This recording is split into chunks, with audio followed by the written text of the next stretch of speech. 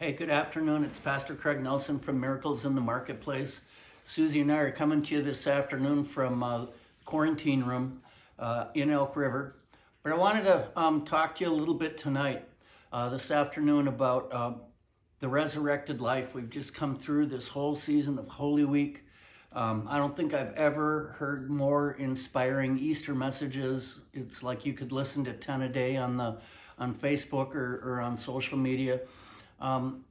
And generally after Easter, it's almost like the celebration ends. And really, it's just beginning.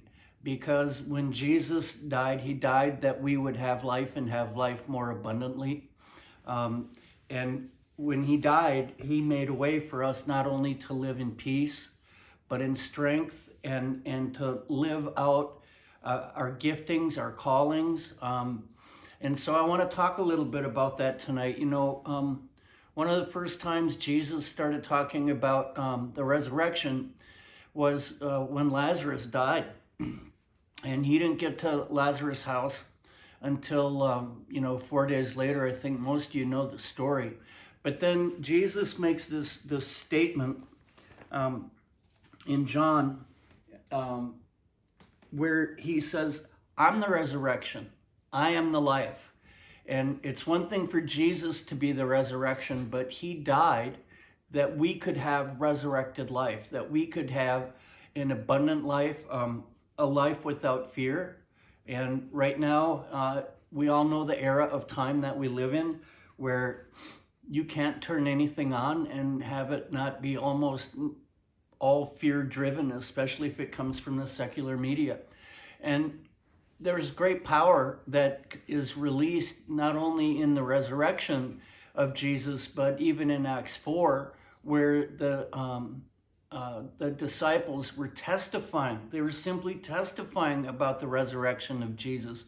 And the Bible says in Acts 4 that "and a great grace was on them all, and 5,000 were added that day." And so I think this is a season where we testify to the resurrected life, but we also share what we've been given. And I get the whole thing about social distancing and being shut up and all of that, but we can still be a positive voice on Facebook. Just last week we had a time with some of our team where we just got together for, I think it was an hour and a half or maybe 2 hours, and we just prayed together. And it was on Monday, Thursday. We just prayed together, talked a little bit, shared our hearts. And I think the hard thing about this season that we're in right now is if you're used to fellowship, you tend to have a vulnerability to go, even myself, to go a little bit inward and be a little bit more isolated than you'd normally would be. And I think we have to guard our hearts against that. And I think the areas where we can reach out, whether it's on Facebook or another form of social media or on the telephone. I'm a telephone guy.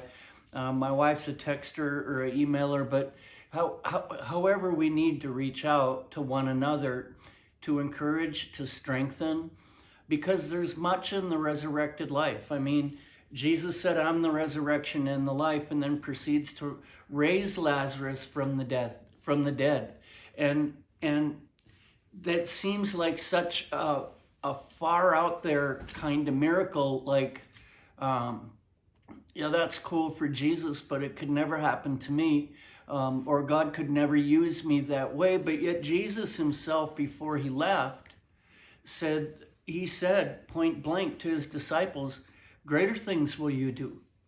Greater things. In the disciples, they witnessed volumes of miracles, not just the ones in the Bible, because the Bible says that the books of the earth would not be able to contain the miracles that Jesus did. And so the disciples saw some pretty great things. And then when Jesus said, "Greater things will you do," it almost sounds to me like a statement that's too good to be true.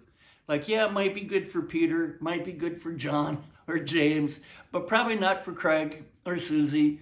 But yet at the same time, we've seen many miracles that Jesus didn't see. We've seen multiple people who have been healed over a cell phone conversation. In fact, one of my father's friends had severe Parkinson's, and God moved to heal him. That's part of the resurrected life. And it's a part of Easter that I think oftentimes goes unexplored. And in this season that we're in right now, where we do have time, we are quarantined, we can spend some more time studying, reading the Word, reading stories of people who operated in the supernatural, who operated in the resurrected life. And it's not just about healing miracles, it's about abundant life. It's about the abundance of Jesus that we experience. It's not just something that we know, because I don't think that's enough. I think it needs to be something that we experience. And I don't think that happens by accident. I think you have to give your heart to it. And so as we're coming off this wonderful Easter Sunday, which is probably different for most of us than most Easter Sundays, but we still did a good job on the smoker, and we still got the ham smoked, and we still ate too much like we usually do and celebrated.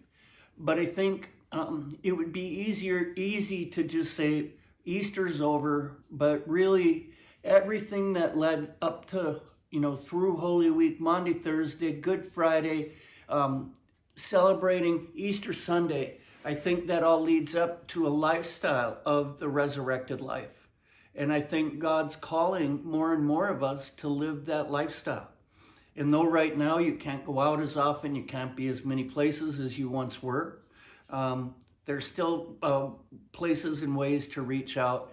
And I think if we do that, not only among ourselves, but among those that we hear are hurting or struggling, or just maybe need groceries, and we become the hands and feet of Jesus in this way, in this time, in the areas where we live. So thanks so much for listening. God bless you guys. And send me your testimonies about the resurrected life.